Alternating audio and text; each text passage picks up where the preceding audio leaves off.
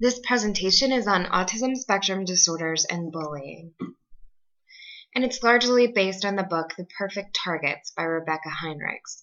You can find this for a very cheap price on Amazon.com, and I highly recommend it. So what is bullying?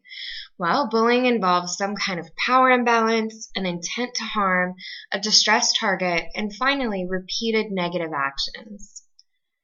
There are two different types of bullying generally that we think of. One is called direct or overt bullying, which is kind of upfront and open, in your face.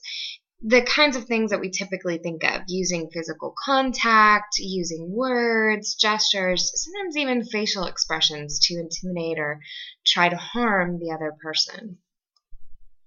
Indirect or covert bullying, on the other hand, is when a student is being excluded or isolated. So this might be done through gossip, it might be done through peer shunning, or kind of intentionally trying to damage that victim's friendships or relationships with others. There are also a number of other ways we can think about bullying. So you might commonly think of or see physical bullying, which would be like hitting, pushing, tripping, kicking, all of those kinds of things. Less upfront and able to be caught would be verbal bullying. So this would be things like teasing, making fun of someone, verbal threats, name calling, and then those nonverbals, right? Like anytime a student answers a question in class, the other student rolls their eyes at them or gives them an obscene gesture. This can also include things like texting, right? Or cyberbullying. Social bullying, this kind of falls into that covert or indirect bullying we talked about earlier. So the intent to isolate or exclude someone by spreading rumors about them, by shunning them from a peer group, or other methods of kind of manipulating or damaging relationships. This is one that I don't think we think of so often, but has been making lots of waves in the media lately. So educational bullying. This is when teachers or adults who are school staff in some way use their power to intentionally or even unintentionally harm students, or by causing them distress. So this could include using things like sarcasm, which many of our students on the spectrum can't understand, and it kind of models teasing for other kids in the classroom, or being overly controlling or critical of the student, humiliating them in front of the class or in front of peers, showing favoritism of students, or just being overly punitive. So how would you know if your child's experiencing bullying? For many kids on the spectrum, they're nonverbal and unable to report to you that they're experiencing these kinds of difficulties. And for even our higher functioning kids, many times it's difficult for them to be identifying the kind of emotion that they're feeling. So these are the things you want to look out for. Obviously, anxiety and depression, withdrawal, but these are the ones that are maybe a little more subtle. So school refusal, or really struggling to get going in the morning and go to school, whereas in the past, it didn't seem like they had as much difficulty. Increased meltdowns at home, especially right after school. So we know for many kids, they hold in the stress all day, and then as soon as they get home, they can't hold it in any longer. And also health problems. So your child might start to complain to you about stomach aches, headaches, a lot of those kind of somatic symptoms that tend to go along with things like anxiety and depression. One thing that I want you all to be aware of is a fairly recent law that was passed here in Florida called the Jeffrey Johnston Stand Up for All Students Act. And the crux of this policy is that every school district must have some kind of written policy published in the student handbook. When an incident of bullying does occur, both parties' parents, both the bully and the victim's parents, must be notified. And it doesn't matter if the bullying is cyber harassment or what time of day that it occurred.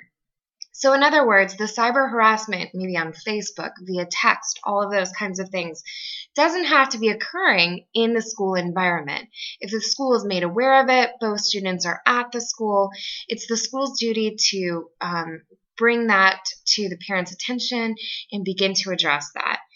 Another thing is if it seems like your child's teacher is afraid of going forward with talking to administrators, it's important to let them know that they're immune from any cause of action for reporting.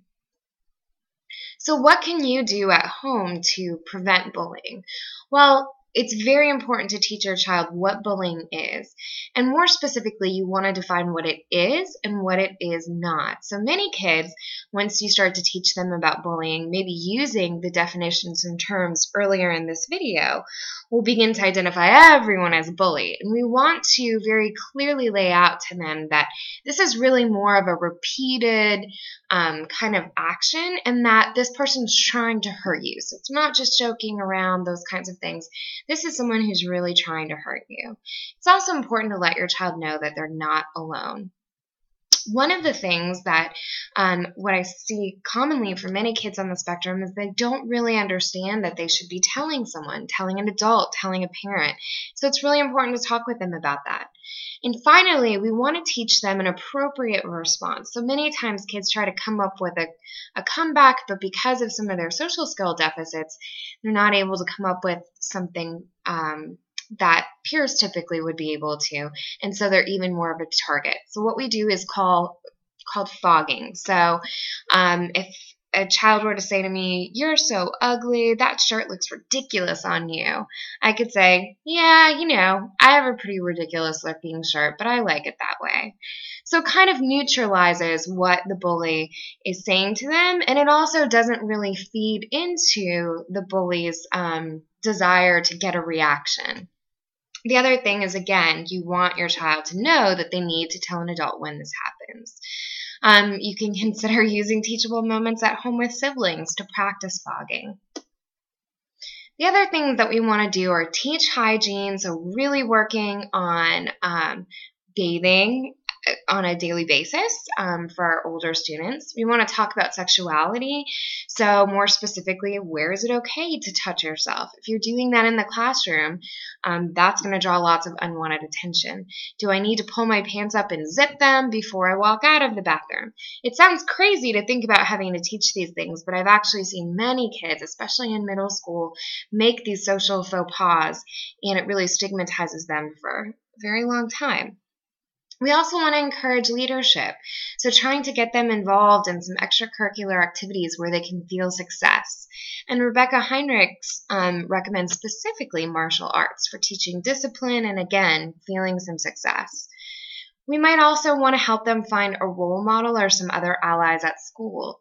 And your child's teacher, their guidance counselor, school psychologist should be able to help you identify kids that seem to really be taking your child under their wing. And we want to try to set up as many opportunities for your child to hang out with that other student as much as possible so that they have an ally.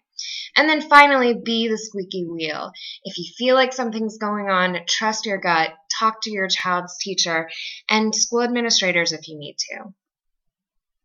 Thank you for listening to this video. If you have any further questions, please feel free to email me at angelamann@gmail.com.